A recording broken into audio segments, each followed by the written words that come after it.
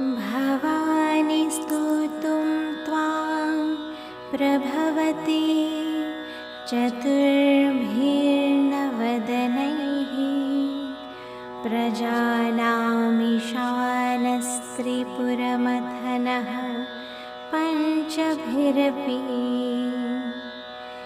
न षड्भिः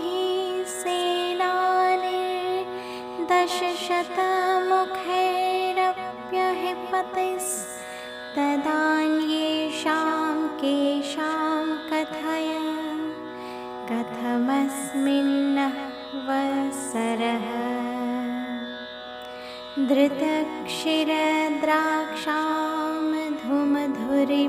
धृतक्षीरद्राक्षामधुमधुरिमाकैरपि पदैर्विशिष्यानाख्येयो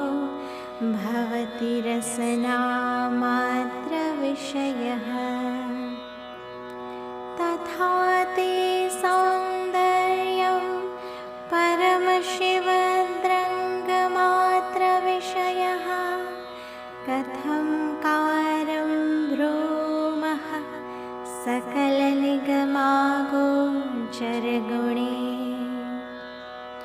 मुखे ते ताम्बूलं नयनयुगले कज्जलकलाललाटे काश्मीरं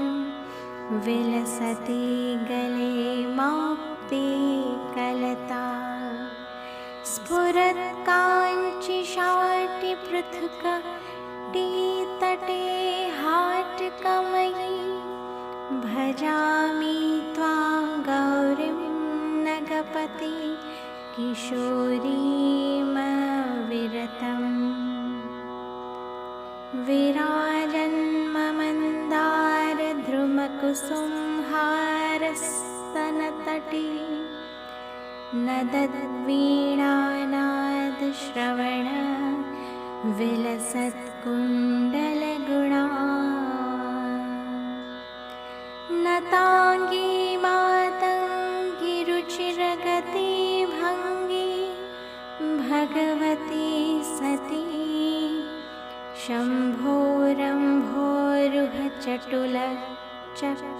शम्भोरम्भोरुहचटुलचक्षुर्विजयते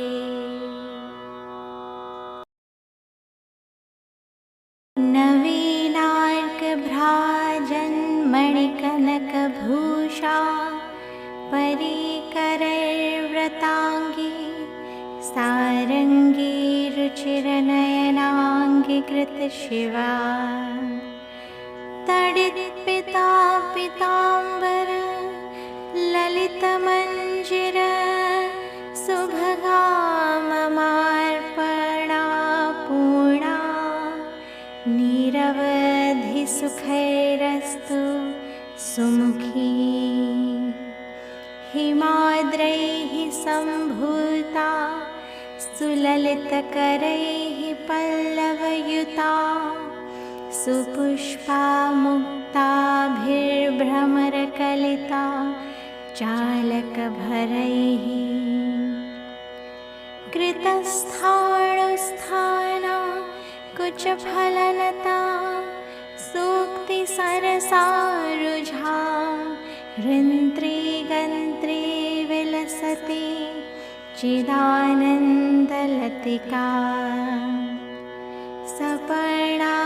सपर्णामाकीर्णां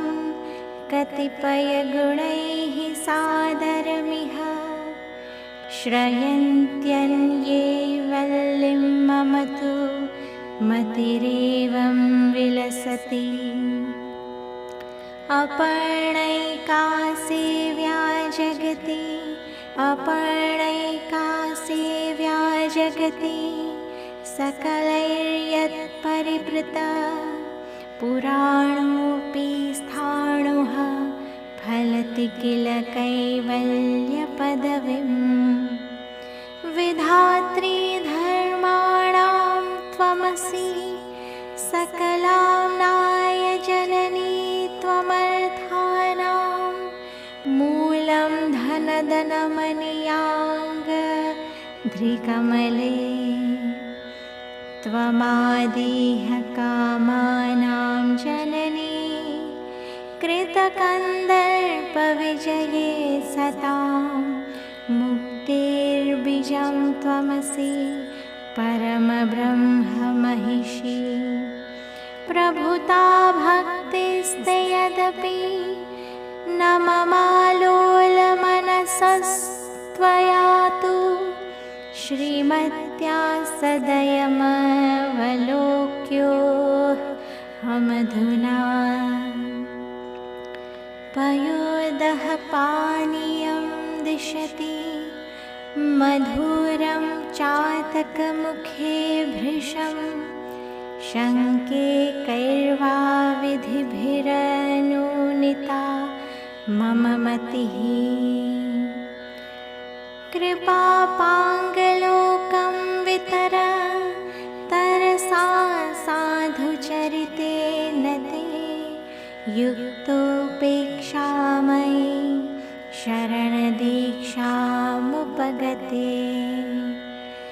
न चेदिष्टं दधादनुपदमहो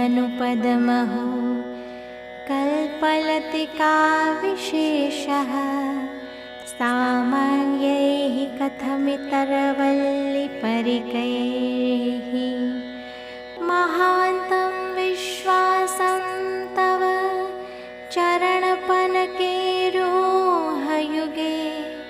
निधायान्यनैवाश्रितमिह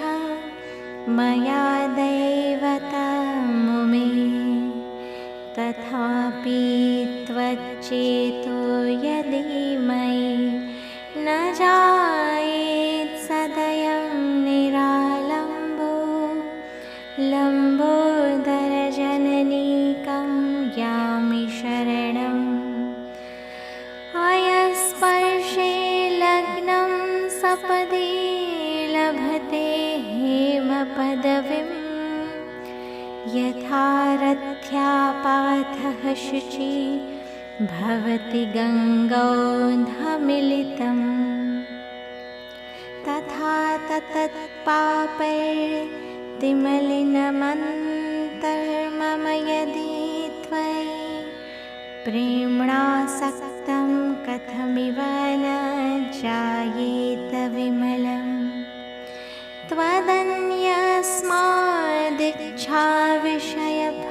त्वदन्यस्मादिच्छाविषयफललाभेन नियमस्त्वमर्थानामिच्छाधिकमपि समर्थावितरणे इति प्राहुः प्राञ्चः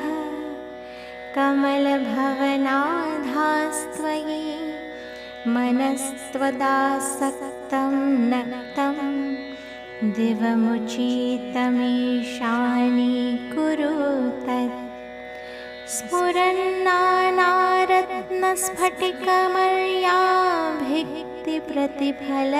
स्फुरन्नानारत्नस्फटिकमर्याभिक्तिप्रतिफलत्वदाकारं चञ्चचच्छधरकलासौधशिखरं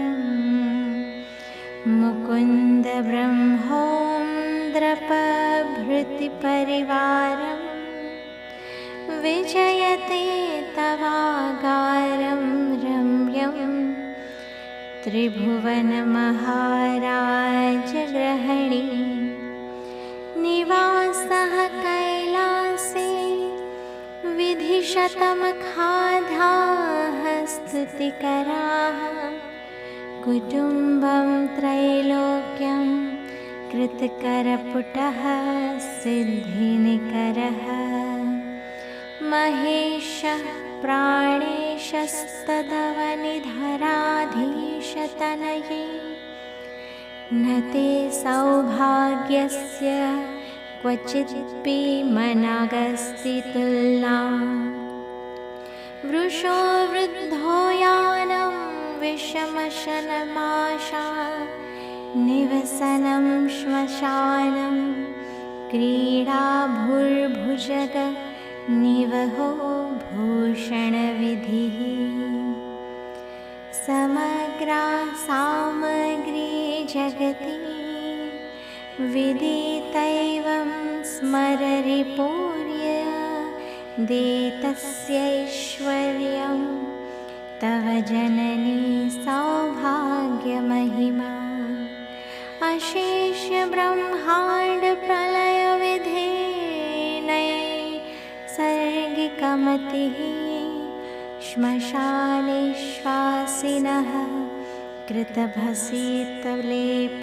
पशुपतिः दधौ कण्ठे हालाहलमखिलभूगोलकृपया भवत्या सङ्गत्याः फलमिति च कल्याणि कलये त्वदीयं सौन्दर्यं निरतिशया मालोक्यपरया भियैवासीत् गङ्गा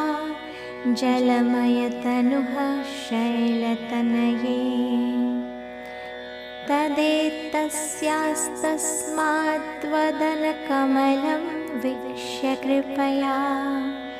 प्रतिष्ठामातन्वन्निजशिरसि वा सेनगिरिशः विशालश्रीखण्डद्रवमृगमदाकीर्ण धुसृण प्रसूनव्यामीश्रं भगर्वाते तवाभ्यङ्ग सलिलम् समादाय स्रष्टा चलितपदपांसून्नीजकरैः समाधत्ते सृष्टिं विबुधपुरपङ्केरुरदृशाम् वसन्ते सानन्दे कुसुमितलताभिः परिवृते स्फुरन्नानापद्मो सरसि कलहंसालिसुभगे सुखभिः खेलन्तीं मलयपवनन्दोलितजले स्मरेद्धस्त्वां तस्य ज्वरजनितपीडां पसरति।